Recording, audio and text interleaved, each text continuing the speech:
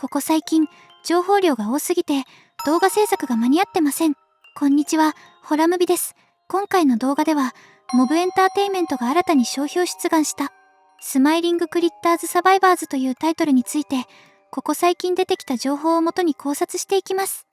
新たな商標登録。モブエンターテイメントは以前、ポピープレイパークというタイトルを、クラス009及び041の両方で商標出願しました。クラス009は主にダウンロード可能なゲームソフトや追加コンテンツなどを対象としており、クラス041はオンラインゲームの提供やコミュニティフォーラムの運営など幅広いオンラインエンターテインメントサービスに関連する分類です。なお、ポピープレイタイムも同じくクラス009及び041で商標登録されていることから、ポピープレイパークもそれと同等のゲーム作品であると考えられます。さらに2025年7月1日には、スマイリングクリッターズサバイバーズというタイトルも同じクラスで新たに商標出願されました。つまり、これまでのポピープレイタイムに加え、ポピープレイパークやスマイリングクリッターズサバイバーズも将来的にゲームとして登場する可能性が高いと言えるでしょう。スマイリングクリッターズサバイバーズ。スマイリングクリッターズサバイバーズというタイトルを直訳すると、スマイリングクリッターズの生き残りたちという意味になります。ただし、このタイトルは少し長いため、動画内ではサバイバーズと略して呼称させていただきます。タイトルからもわかる通り、スマイリングクリッターズをメインとしたゲームである可能性が高いと考えられます。では、このサバイバーズとは一体どのようなゲームなのでしょうか。実はモブエンターテイメントは以前からゲームクリエイターの募集を行っていました。つまり、スピンオフゲームの開発に関わる人材を探していたということになります。募集内容は大きく分けて2つありました。1つ目は 2D ピクセルアーティスト。もう一つはチップシンセ風音楽を制作できる作曲家です。2D ピクセルアートとはいわゆるドット絵のこと。昔のファミコンなどで使われていたマリオのようなキャラクターを思い浮かべると分かりやすいかと思います。このようなドット絵を描く人を募集していたわけです。そしてもう一方のチップシンセ風音楽とは、ざっくり簡単に言えばファミコンのピコピコ音のような8ビットサウンドのことです。このような人材を求めていたことから考えると、モブエンターテイメントは90年代風の BGM やドット絵を取り入れたレトロな雰囲気のスピンオフゲームを制作しようとしている可能性が高いと言えるでしょう。フ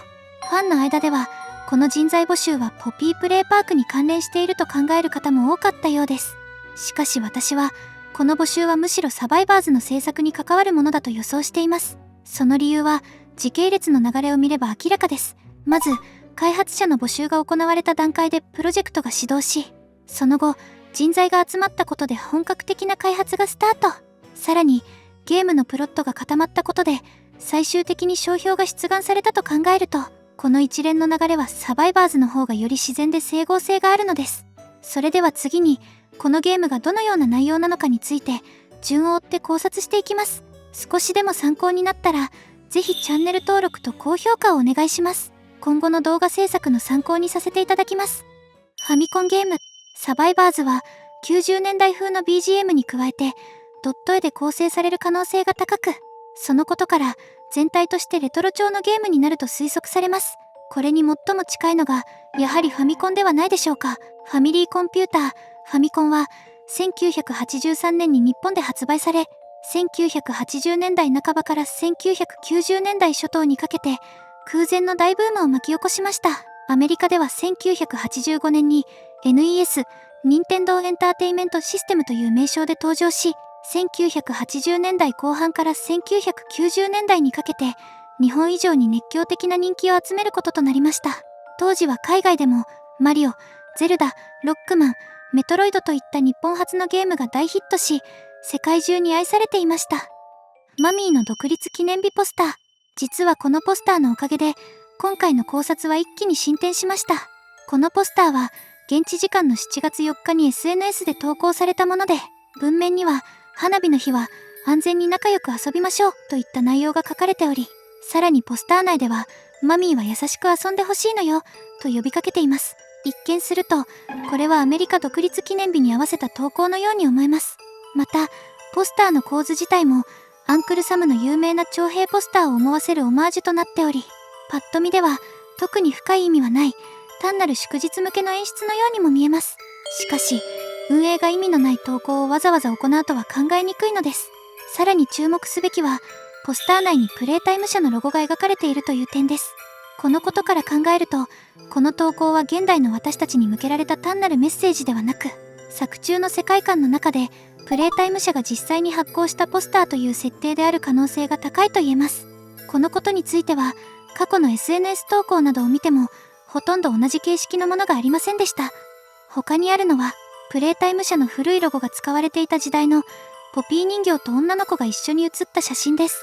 つまりこれは現実世界の記念日に便乗しただけの投稿ではなく、アンクルサムをモデルにしたデザイン自体もプレイタイム社が意図的に真似たものであることを示しているのです。サムおじさん、アンクルサムは日本語に直すとサムおじさんという意味になります。ポスターをよく見るとマミーの指差しポーズや縁取りの二重線、文字のレイアウト、そして帽子のデザインなどからこのポスターがサムおじさんをモデルにしていることがはっきりとわかります。このサムおじさんは実在の人物ではなくアメリカを擬人化したキャラクターであり、いわばアメリカの象徴的存在です。日本で例えるならちょんまげ姿の侍が国を代表しているようなイメージに近いでしょう。このキャラクターが登場する有名なポスターは第一次世界大戦時の新兵募集を目的として1917年に制作されたものです。ここで注目すべきなのはプレイタイム社が存在するゲームの世界にも第一次世界大戦があったと示唆されている点です。つまりこのポスターのオマージュが存在するということは現実世界と同様の歴史的背景がゲーム内にも存在している可能性が高いのです。この世界観のポスターにマミーが登場していることから、ポスターが作られた時期はマミーが発売された1991年以降と考えるのが自然です。しかし実はマミーのデザイン自体は1983年頃にはすでに存在していたとされており、そのことからポスターの発行時期は1983年以降であると判断できます。つまりこのポスターは表向きには子供たちに向けておもちゃの安全な遊び方を呼びかけるための注意喚起ポスターであり、プレイタイム社がサムおじさんの有名なポスターを模して発行したものだと捉えられます。そしてそれを現実の時間軸であるアメリカ独立記念日に合わせてモブエンターテインメントが投稿したという構造になっています。しかしその真の意図としては、このゲームの世界にも戦争の歴史が存在していることやアメリカという国そのものの象徴としてのサムおじさんの概念が共有されていること、そしてプレイヤーに独立記念日というキーワードを印象づけることを目的としていると考えることができます。独立記念日。独立記念日とはアメリカがイギリスからの独立を宣言したことを記念する祝日です。英語ではインデペンデンスデーと呼ばれています。ここでピンときた方はかなりの映画通かもしれません。そう、同じ名前の映画作品が存在します。このインデペンデンスデーは1996年に公開されたアメリカの SF 映画でエイリアンと人類が戦う壮大なストーリーが描かれています。実はこれまでにも過去の SF 映画がポピープレイタイムの世界観に影響している例がありました。それが1997年に登場した5コンポーネンツです。この作品は映画フィフスエレメントをモチーフにしたオマージュとされており、良いおもちゃと悪いおもちゃの間で戦争があったことを示す資料の一つでもあります。こちらもまた SF 的な要素を含んだ世界設定となっています。95年には喜びの時間、97年にはおもちゃ戦争が描かれ、その間のインデペンデンスデーが公開された年の96年にも何らかの出来事があったのではないか。そんな可能性を今回の投稿は匂わせているのかもしれません。ゲームの題材とサバイバーズ。これまでの話を一旦まとめると、サムおじさんの存在、そして SF 要素が挙げられます。この SF 要素という点については、ソーヤー博士も好んでいたジャンルでしたね。直近の情報から考えると、このサバイバーズという作品は SF 的なテーマとサムおじさんが関係している可能性が高いと推測されます。ゲームジャンルとしてはやはり横スクロールアクション系ではないかと予想してます。実際当時のアメリカでも横スクロールアクションゲームは非常に高い人気を誇っていました。その理由の一つにジャンプや落下といった動きを通じて重力の存在を直感的に伝えやすいというゲームデザイン上のメリットがあったのかもしれません。その結果プレイヤーにとって分かりやすく、開発者にとっても制作しやすいジャンルとして広く受け入れられていったと考えられます。こうした背景を踏まえると、今回のサバイバーズも当時の流れを組んだレトロゲームの王道ジャンルに沿った構成になる可能性が高いでしょう。そしてここまでの情報を総合してたどり着いたのがあるファミコンソフトの存在です。それがダックテールズです。このゲームはスーパーマリオと比べると売り上げはおよそ10分の1ではありますが、某夢の国のキャラクターを使ったゲームとしては圧倒的な人気を誇り、さらには今も語り継がれるほど BGM の完成度が高いファミコン時代の名作です。結論として、今回のサバイバーズというゲームはダックテールズから着想を得て制作されている可能性が非常に高いと考えられます。名作ダックテールズ。このゲームは某夢の国の登場キャラクターであるスクルージおじさんが主人公の作品です。横スクロールアクションを基本とし、特に月のステージ BGM は世界で根強い人気を持つ名曲として知られています。この BGM については概要欄にリンクを掲載していますので、ぜひ一度聞いてみてください。では、このゲームがなぜサバイバーズと関係があるのでしょうか。まず注目したいのが、おじさんという共通点です。スクルージおじさん、そしてポスターの元ネタであるサムおじさん。一見するとこじつけのようにも感じられます。しかし実は、チャプター3で登場したスマイリングクリッターズのアニメキャラクターを手掛けたアニメーター、スコット・フォレスターさんが、7月3日にとある興味深い投稿をしていたのです。それがこちらです。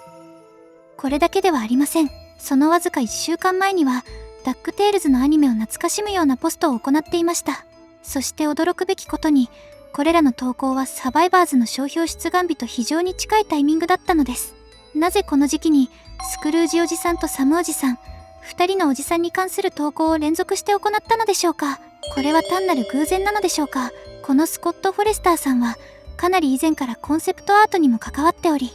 例えばスマイリングクリッターズの家など、世界観を象徴するようなデザインを手掛けていました。そのデザインは非常に完成度が高いです。運営がそれを黙ってるはずがありません。おそらくこのコンセプトアートを取り入れた新たなゲームこそが、今回商標出願されたサバイバーズであると予想しています。ナイトメアクリッターズ。もし横スクロールアクションの形式であるならば、クリボーのような敵キャラクターを倒す、あるいは回避するタイプのゲーム性が想定されます。そして、その敵キャラの候補として考えられるのが、チャプター4で登場したナイトメアクリッターズです。現時点では、その存在が確認されているだけで、物語への具体的な関与や意味はほとんど語られていません。このような未活用のキャラクターを敵として登場させることは十分に考えられます。さらに、ゲームの目的がそのナイトメアクリッターズから逃れる、あるいは生き延びることにあるとすれば、タイトルであるサバイバーズとも内容が見事に一致します。主人公。では、ゲームにおいて操作するキャラクターは誰になるのでしょうか。実はこれについても、いくつかのヒントから推測することが可能です。おそらく、主人公はキャットナップであると考えられます。その根拠の一つが、コンセプトアートに描かれた構図です。全体がキャットナップの家を中心にデザインされています。また、キャットナップは唯一アニメでセリフを発していないキャラクターであることも知られています。この設定は、1990年代の代表的なファミコンソフト、ドラゴンクエストに登場する無口な主人公の影響を受けている可能性があります。当時のゲームでは、プレイヤー自身を投影する存在として主人公が無口であることが一般的でした。これにより、アニメ版キャットナップも自然と無口なキャラクターとして定着し、看板などではいびきだけを発する存在として描かれるようになったのかもしれません。看板、スマイリングクリッターズといえば、やはり印象的なのが看板のセリフです。このセリフは、未だに明確な伏線回収がされていない謎の要素として残っています。しかし、もしかすると今回のゲーム、つまりサバイバーズが、その看板のセリフに隠された意味を回収する役割を持っているのではないかと考えられます。例えば、ドッグデイの意味深なセリフは、もしファンタジー世界の中で敵に立ち向かうキャットナップに向けて発せられた言葉だとすれば、これまでとは全く違った意味に捉えることができるかもしれません。また、看板のセリフには、月までジャンプするような冒険性や、現状からの脱出を示唆するような言葉が含まれています。これはあくまで妄想と考察を掛け合わせた妄殺ですが、看板のセリフはゲーム内に登場したセリフであり、主人公であるキャットナップに向けて語りかけていたのかもしれません。そして最終的には月面まで逃げて今の環境から抜け出すことがこのゲームのテーマの一つとなっている可能性もあるのです。実は宇宙やロケット、そして SF 要素はスマイリングクリッターズと非常に深い関係を持っています。例えば宇宙服姿のドッグデイのポスター、月までジャンプしようとするホッピー、セーフヘイブン内に描かれたロケットの絵、プレイケアのカウンセラーオフィスに飾られた惑星の模型など、様々な場面で宇宙にまつわるモチーフが登場しています。さらにダックテールズの月の BGM もゲーム内の月面エリアで流れる名曲であり、これもまた宇宙を連想させる象徴的な要素なのです。キャットナップを主人公としたのも月と関係してるからかもしれません。まとめ、これらのことから考えると、サバイバーズはダックテールズにインスパイアされた横スクロールアクションゲームであり、SF 要素のあるファミコン時代を思わせるレトロな作品になる可能性が高いと考察できます。サバイバーズは単なるスピンオフ作品ではなく、本編に散りばめられた伏線の回収も含まれた重要な位置づけのゲームであると考えることができます。そして今回登場したマミーのポスターにより、私はすでに今後の ARG が始まっているのではないかと感じています。注目すべきは、それがチャプター5に向けたものではない可能性です。日本でも9月に発売が予定されているトリプルパックの存在があります。このトリプルパックの裏表紙には、ドット絵で描かれたスマイリングクリッターズたちが登場しており、このビジュアルはまさにサバイバーズを想起させるものです。そのため、今回のポスターや伏線の数々は、サバイバーズあるいはポピープレイパークの発売に関係している可能性も考えられるのです。いずれにしても楽しみですね。皆さんはどう思いましたか？良ければコメントで教えてください。